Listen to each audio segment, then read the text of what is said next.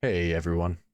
This is my guide and demonstration for how to get a level 1, no blessing, no weapon upgrade, no status, no hit, melee only kill on Promised Consort Radahn in New Game Plus 7. There's also a hidden mechanic that cranks up the difficulty just a little bit if you've beaten Radahn on a previous game cycle, so this kill was also done on this secret DLC plus mode.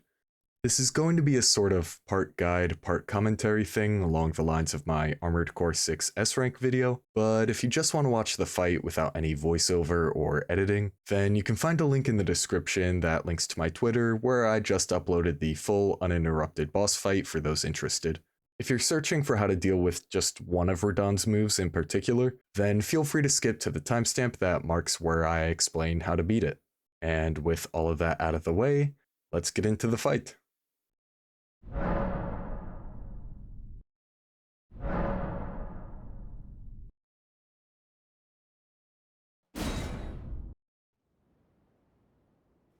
So this is my character named Rock Lobster, and I don't remember why I named him that. But first, I want to talk about the build I took into this fight. Most of the counterplay to Radahn's moves should be applicable to most builds, but in terms of dealing damage, if you're doing a challenge as extreme as this one, then I highly recommend fitting Black Flame into your build somewhere. It's by no means required, but while Radahn has nearly 100,000 health on higher new game cycles, Black Flame will always do a set percent of that health bar, no matter how much health or defense or resistances they give to him. For most enemies, if they get hit by a weapon enchanted with the Black Flame Blade incantation, they'll take 2% of their total HP over 2 seconds, but some bosses in the DLC are coded to take less damage from this percent health. So Radahn, for example, takes about 1/3 of the usual damage. This is still, all things considered, a really small amount of health, so if you're not doing a challenge run, then by all means throw rot pots at this guy, use fully upgraded colossal weapons, guard counters, or whatever method you prefer. But this build is focused pretty much entirely on applying this Black Flame effect. So for Black Flame Blade, it doesn't really matter what you use to cast it with, but the Golden Order Seal just barely has the highest incantation scaling with this build stats, so I just defaulted to that. For my talismans, I first went with Marika's Soar Seal, which allows you to reach the Faith requirement to cast Black Flame Blade, while also giving you a bit of extra FP.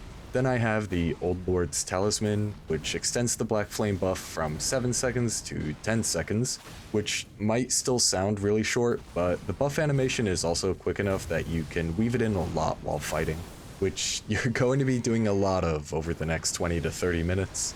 The last two talismans are the Two-Headed Turtle Talisman and the Winged Crucible Talisman, which are just going to make the stamina management and roll timing aspects of the fight a lot easier. I'd recommend wearing these even if you're not doing a challenge run. I'm also wearing the Golden Scarab helmet, which both decreases the cost of incantations and is really fun to watch the wings flap around while fighting. Oh, and you'll need Godric's Great Rune to meet all the stat requirements here. So all that leaves is the weapon, and here I went with the Backhand Blade because it is both allowed to be buffed with spells, and if you've already been watching the gameplay, you can probably guess that I believe it to be the best answer to dodge Radahn's most ridiculous move, the Cross Slash. The second hit of this move is timed perfectly to catch you on the recovery of your roll after dodging the first one. So unless you are sticking to his right side the entire fight, which is really boring in my opinion, there is pretty much no safe direction to roll towards.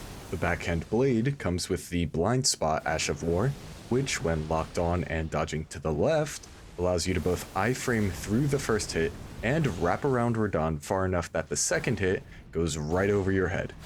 There are, of course, a ton of other answers to this move. You could use Indomitable Vow or a parry, but those don't come out on frame 1 like Blind Spot does, so you will need a little bit quicker reactions, along with carrying a shield or dagger that can even equip those skills. You could equip the Fine Crucible Feather Talisman and do a backstep for the first hit and roll in on the second, but that doesn't often work out well in the second phase. I know one popular answer for it is to use the Deflect tier in a physic and then just blocking the first hit, but for challenges like this, the fight goes on long enough that the physic will run out before it's over. The only other really good answer to this move that I can think of is Raptor of the Mists, which is really nice because you don't need to be using backhand blades to use it, and you don't need to be locked on for it to properly work, like in the case of Blind Spot. But you don't get a hit in while using it, so if you run that Ash of War instead of Blind Spot, then you can expect the fight to take a little bit longer. But if you don't want to use any spells or any shields or any Ashes of War, then on a light roll build, if you are hugging the right side of Radahn and he starts going for the cross slash and you dodge towards the left, so Radahn's right, your left, then you will be able to get through it most of the time. Depends a little bit on terrain. I know that description of the direction is a little bit vague, so from here on I'm going to use clock notation. So if you are dodging forward and slightly left when facing Radahn, you are dodging towards 11 o'clock. This does mean if you're playing on keyboard, you can't quite get that angle while locked on, so be sure to unlock whenever you need to make those precise angles. But yeah, outside of that, his phase 1 is pretty easy to learn. There's just a few notes I want you to keep in mind. His sweeping 2-hit combo slash move, I'm pretty sure is bugged and you will not be able to roll through it all the time. So make sure you dodge it as perpendicular to the slash as possible, which is already a habit you should be in for phase 2. While we're in the transition cutscene, there's one thing I want to point out that happened that is very rare, but is something you should look out for. So right before the cutscene started, you can see that he did the cross slash attack, which shoots out a projectile. That projectile is still there. Like, when the cutscene ends, if it's heading towards the center of the arena, it does have a hitbox and it will kill you. This has happened to me multiple times. Yeah. So phase 2 will usually start with this Pillar of Light attack. If you're using Vow of the Indomitable or Raptor of the Mists, or even just a good shield, you can block or dodge this, but the hitbox stays there long enough that you can't roll through it, so generally you want to get to the edge of the cylinder, just run as soon as you see the animation start. If you think you started running a little bit too late, then you can roll right at the very edge to give you a little bit more leniency on it. But also, because of this move with the Meteors and the Phantoms, you generally want to go to an edge of the cylinder that is not too close to the wall, because while it is possible to dodge through it with very tight timing, it's generally a lot safer to get as far away as possible from it so that the Phantoms do not reach you until the 5th slash where Radahn himself comes down. So the strategy is try to be in a spot where Radahn has enough space to go backwards a bit, and then you run in the opposite direction far enough where the Phantoms don't hit you. The Meteors might run out before they hit you, but that's not too important because you can just roll them either way.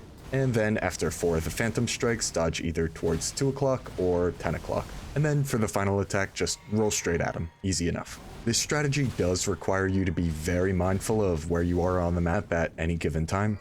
So here's a visual of where I think the best places are to be on the map, where you're not too close to the edge, but also not in that awkward trench in the middle, because the camera just does not work very well in there. And it's just so hard to see the startup on the animations when the camera's not playing nice, just FromSoft classic. So there will need to be a lot of little things you do throughout the fight to maneuver where in the arena you end up after each attack, like how you can use the long windup but decent tracking on Radahn's grab attack to move him a little bit from where he currently is if he's too close to the center or to the wall. Also, when he does the move where he shoots out the Phantoms in a straight line, I like to dodge that move by getting close enough where the hitbox is just nowhere near me, but you can also move behind him or to the left or to the right to change the angle at which he shoots forward at the end, which helps a bit with that maneuverability. If you're a bit too far away when he starts this attack, then it's not super consistent, but you can dodge towards 3 or 9 o'clock twice in a row, and sometimes get away with it, but generally I think it's best to be as close to him as possible for most of the fight.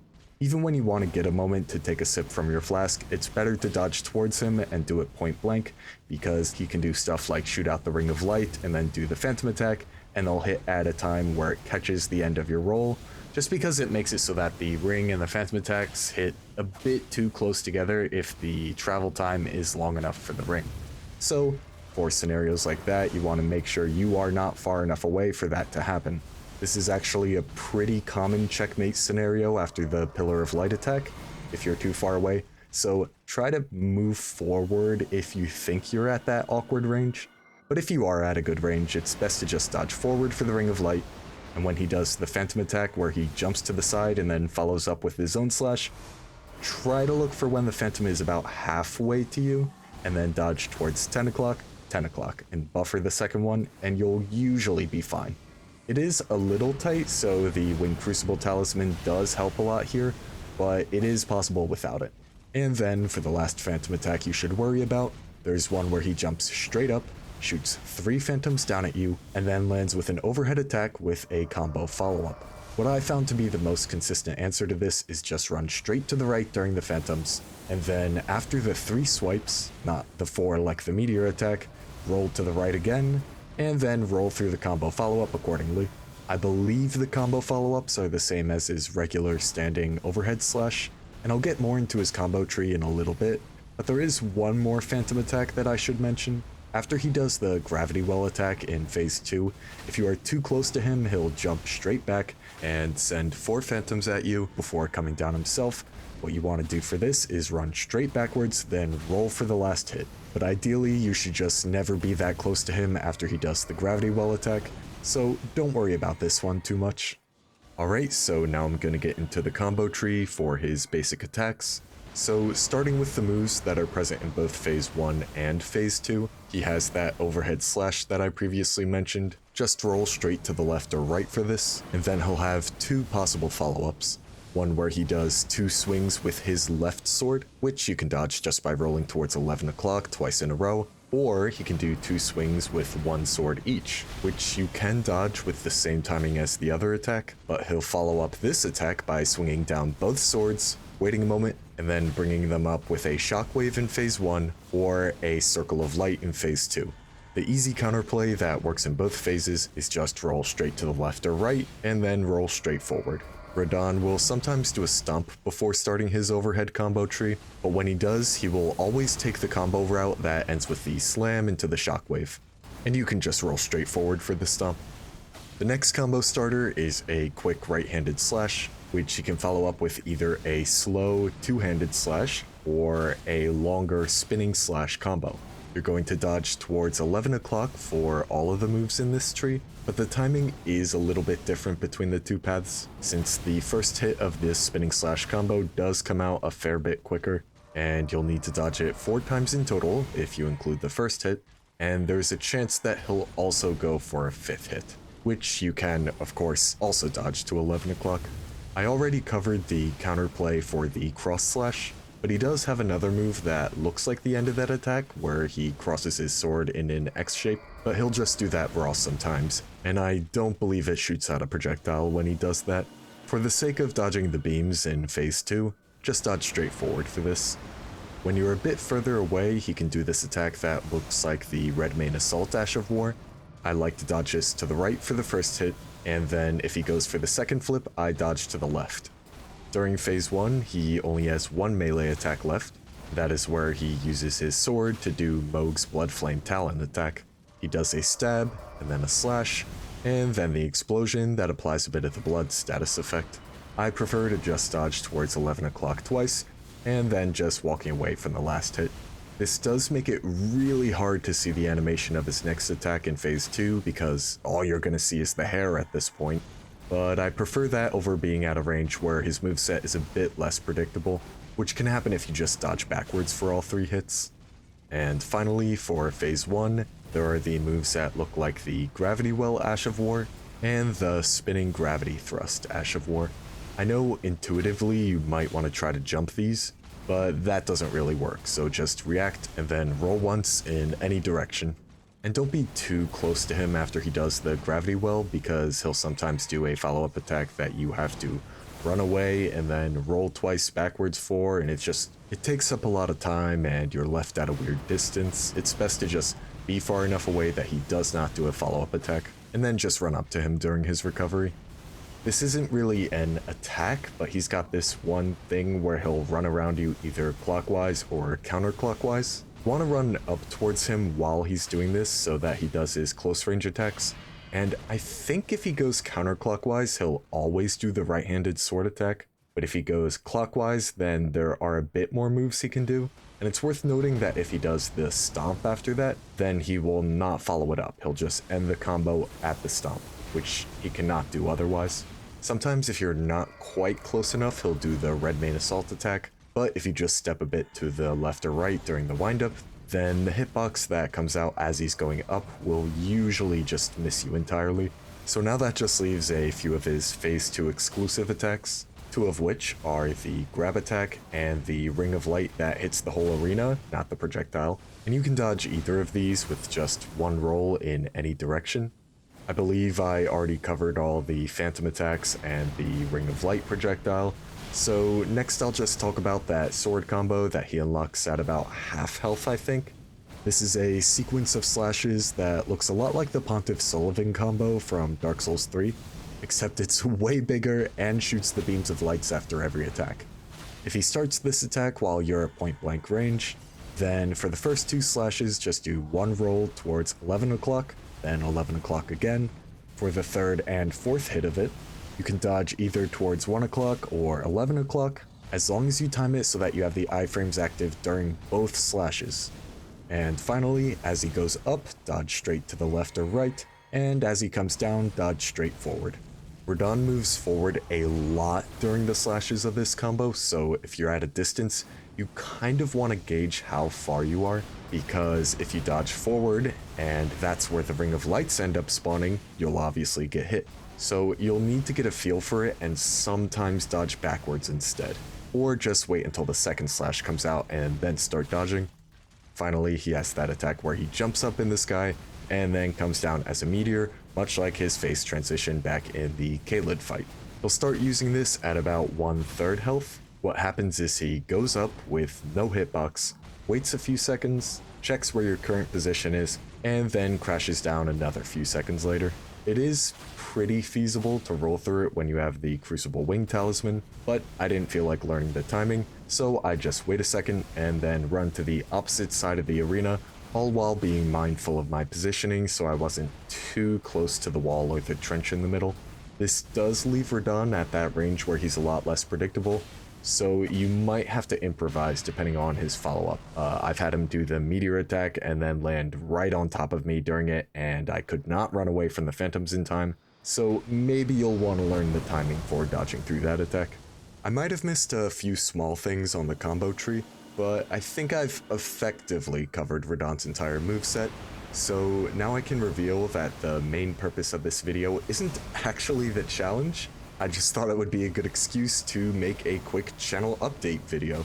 Sorry for tricking you a bit there, but obviously my uploads have been a bit sparse, part of which is due to a lot of freelance work and personal projects I've been working on recently, but also a lot of stuff surrounding the DLC release sort of drained my desire to make videos for it. Like, I spent weeks on that entry for the $17,000 official Shadow of the Erdtree video contest, only to lose the nomination to generative AI. I was unable to get a review copy for the expansion, even though it felt like they were being given out like candy, so I felt like I was starting out behind the curve on content creation as well. And I know I'm kind of using that as a poor excuse for a poor upload schedule, but for a little bit I was actually considering quitting making Elden Ring content altogether. And obviously that's not really the best option for me here. But the actual update is I have one more freelance job I'm finishing up, and then I will be back to working for stuff for this channel.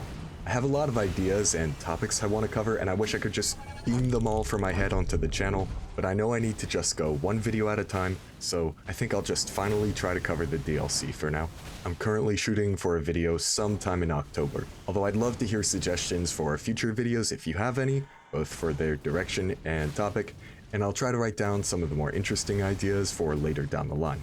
And now, back to the challenge. We are just about at the end of that health bar. And there we go. You definitely could add some more restrictions onto this, like no talismans or no Ash of War, but for now I think this challenge completion is probably the one with the hardest set of restrictions on it. So now I think I can pretty safely say this boss is terrible, and I doubt anyone's gonna say that I only think that because I'm not good enough at the fight. And it's fine if you disagree, but either way I massively appreciate everyone who stuck around to the end, and I hope you're looking forward to whatever I have coming up next. So, as always, thank you so much for watching, and I'll see you next time.